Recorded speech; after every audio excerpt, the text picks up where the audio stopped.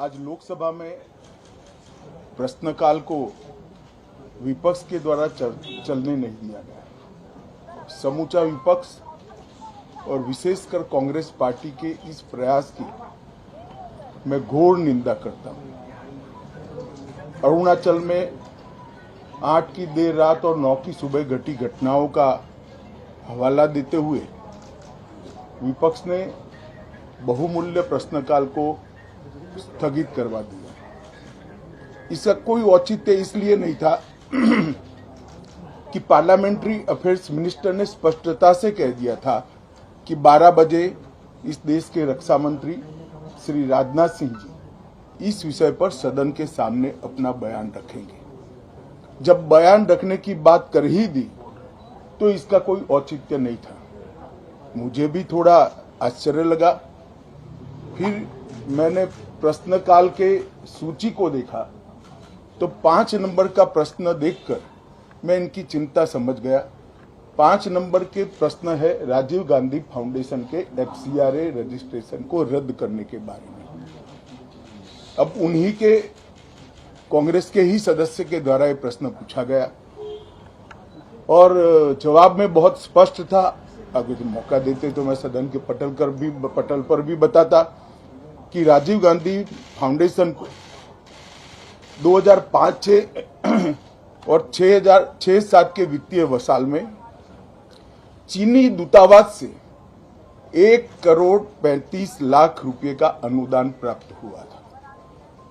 चूंकि FCRA के कानून और उसकी मर्यादाओं के अनुरूप नहीं था तो नोटिस देकर पूर्णतया कानूनी प्रक्रिया का अनुपालना करते हुए गृह मंत्रालय ने इसका रजिस्ट्रेशन रद्द किया था। फाउंडेशन ने अपना रजिस्ट्रेशन सामाजिक कार्यों के लिए करवाया है और ये जो राशि चीनी दूतावास से मिली इसका उपयोग भारत चीन संबंधों के विकास पर शोध करने के लिए ये पैसा दिया गया है। अब मैं कांग्रेस पार्टी को पूछना चाहता हूं कि इन्होंने शोध तो जरूर किया होगा। क्या उनकी शोध में 1962 में जो हजारों हेक्टेयर भूमि भारत की चीन ने हड़प ली वो शामिल था क्या? और शोध इस पर किया तो रिपोर्ट क्या आई है? नेहरू जी के प्रेम के कारण सुरक्षा परिषद में भारत की स्थायी सदस्यता बलि चढ़ गई। इस विषय को उन्होंने शोध का विषय बनाया था क्या? और अगर बनाया था तो इसका नतीजा क्या हुआ? जिस वक्त गलवान के अंदर हमारे सेना के वीर जवान चीनियों से भिड़ रहे थे उस वक्त चीनी दूतावास को अधिकारियों को कौन रात्रि भोज दे रहा था? वो उनकी शोध का विषय था क्या? अगर था तो उसका नतीजा क्या हुआ? जब उनकी सरकार थी तो 2006 में भारत में चीन के दूतावास ने पूरे अरुणाचल और पूरे नेफा पर दावा कर दिया। वो उनकी शोध का विषय था क्या? अगर शोध हुई तो उसका नतीजा क्या हुआ?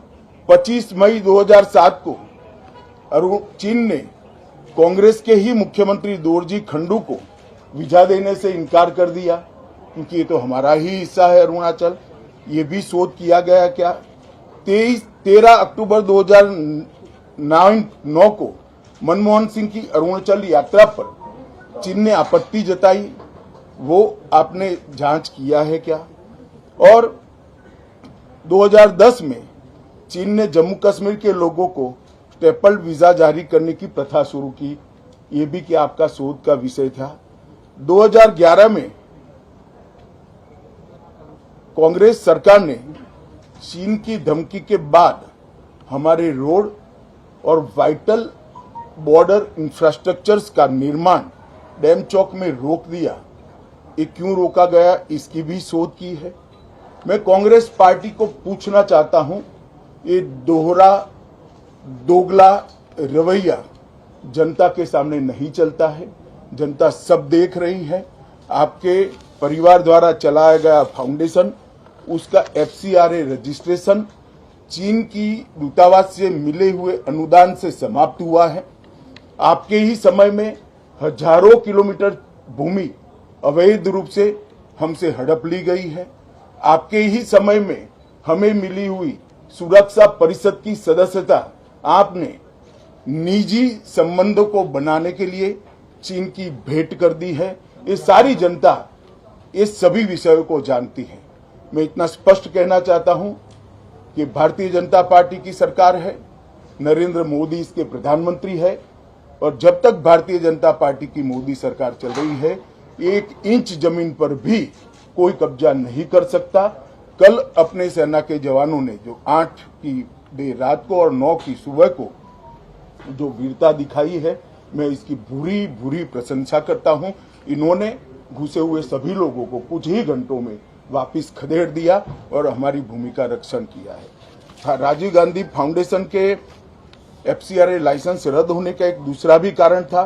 इस्लामिक रिसर्च फाउंडेशन की, जिसका प्रणेता जाकिर नायक है, जाकिर नायक को पूरा देश जानता है, उनसे भी 7 जुलाई 2011 को 50 लाख रुपया राजीव गांधी फाउंडेशन ने प्राप्त किया था। मैं पूछना चाहता हूं, राजीव गांधी फाउंडेशन के कर्ता धर्ता जो कांग्रेस की फैमिली पार्टी है, उसी के सदस्य हैं, तो आपको ये पैसा जाकिर नाइक ने किस मकसद के लिए दिया था, इसकी भी स्पष्टता देश की जनता के सामने होनी चाहिए। धन्यवाद।